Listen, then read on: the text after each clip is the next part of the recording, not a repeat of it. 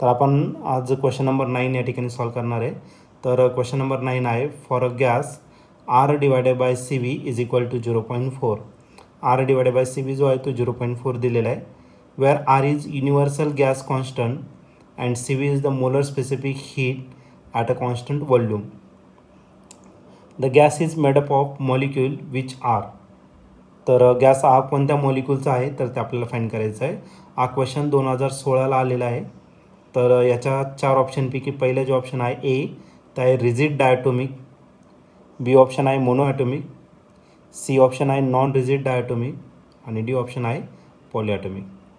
तर या 4 ऑप्शनपैकी या क्वेश्चनचं नेमकं आन्सर काय असेल ते आपण सॉल्व करूया आणि नंतर डिसाईड करूया.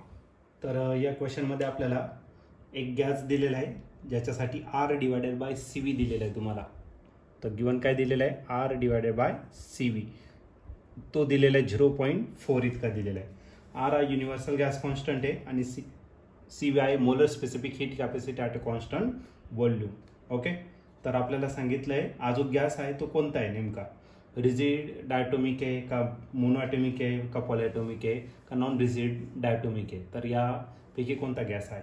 तर आपल्याकडे एक रिलेशन आहे मेयर्स रिलेशन आणि मेयर्स रिलेशन काय असतं CP minus CV is equal to R. हे मेयर्स रिलेशन असतं. तर हे आरची जी व्हॅल्यू आहे ती CP मायनस CV ते आपण वरच्या इक्वेशनमध्ये काय करू पुट करून टाकू. By using Mayer's relation R is replace by CP minus CV आणि त्याला परत डिवाइड करायचं आज CV as it is divided by is equal to 0.4. आता सेपरेटली डिवायडेड करायला मग CP डिवायडेड काय आला CV मायनस काय आला CV divided by CV is equal to 0.4.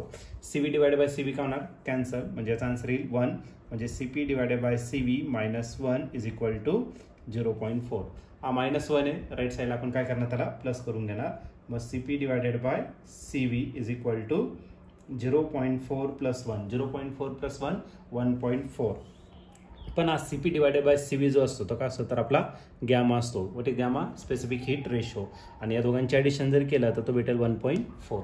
एक काम करतो त्याला फ्रॅक्शनमध्ये मी कन्वर्ट करतो. फ्रॅक्शनमध्ये कन्वर्ट केलं तर हा 14 होणार आणि त्याला डिवाइड कशाने करणार 10ने आणि याला जर डिवायडेड केलं याला 2च्या टेबलमध्ये 2ने जर डिवाइड केलं 2 7 जा 14 आणि 2 5 तरी झाला 10 म्हणजे आला 7/5.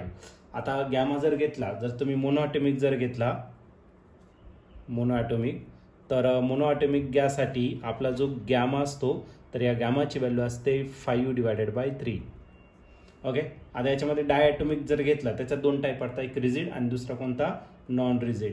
मग आपण रिजिड डायॲटोमिक जर घेतला रिजिड डायॲटोमिक गॅस तर गॅमा जो असतो रिजिड डायॲटोमिक गॅससाठी तर तो असतो 7 डिवायडेड बाय 5 आणि ते जर तुम्ही नॉन रिजिड घेतलं नॉन रिजिड डायॲटोमिक तर या नॉन रिजिड डायॲटोमिकसाठी गॅमा जो असतो तो असतो 9 डिवायडेड बाय 7 तर इतका असतो.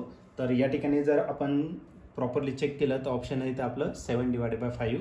7 डिवायडेड बाय 5 म्हणजे आपला रिजिड डायॲटोमिक गॅस मॉलिक्यूल आहे आणि ऑप्शन जर या ठिकाणी तुम्ही चेक केलं तर या ठिकाणी ऑप्शन नंबर ए जो आहे तो या ठिकाणी आपला करेक्टली मॅच होतोय. मग या क्वेश्चनचं जे आन्सर असणार आहे ते ऑप्शन ए असेल आणि ऑप्शन ए म्हणजेच आपला गॅमा 7/5 म्हणजे कोणतं रिजिड डायॲटोमिक गॅस. तर आपला गॅस हा रिजिड डायॲटोमिक आहे.